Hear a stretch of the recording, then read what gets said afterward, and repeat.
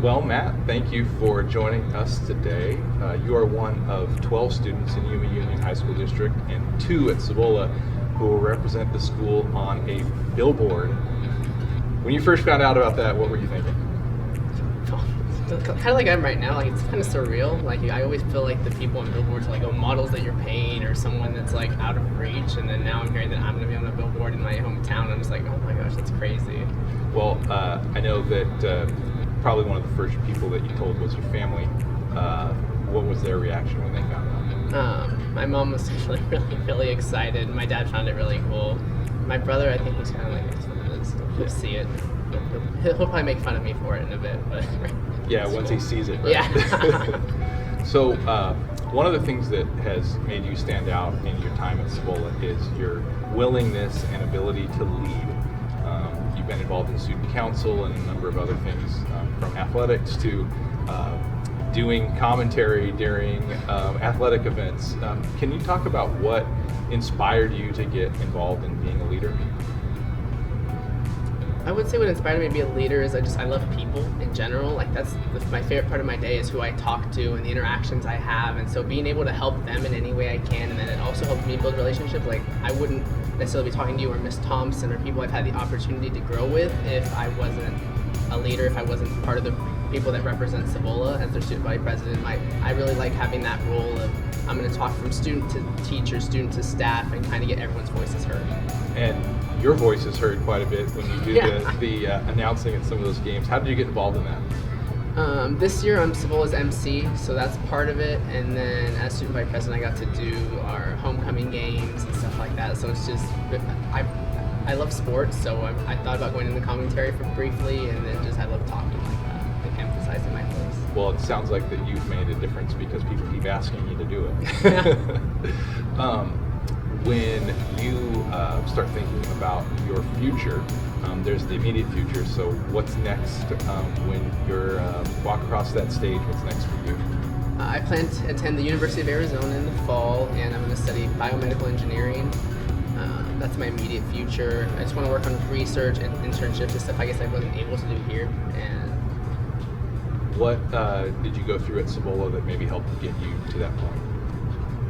So, like you said, leadership. So, just student council in general has really helped me build my personality, and then athletics and helping me, again, build my personality and help me find something that I'm really passionate about and work on my work ethic, because it's really like, I know, like, if I don't practice, if I don't do what I have to do, it's not going to come to fruition. I'm the only one that can handle that. And then academically, I've had some amazing teachers and courses and just a support system through Mr. Garcia and helping me find more fun activities, Mr. Romina Schneider and helping me with all my math and just getting my brain in that wavelength, I guess, where it's going to be complicated, but there's an answer and you can find it. He really is an excellent student. He's been working on high school courses since he was in middle school, getting credits through his middle school through COFA, and I also nominated him because he's just a great kid.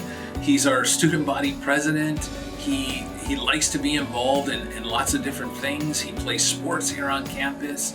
He is our announcer for our events that we have. He's just totally involved in what's going on at school.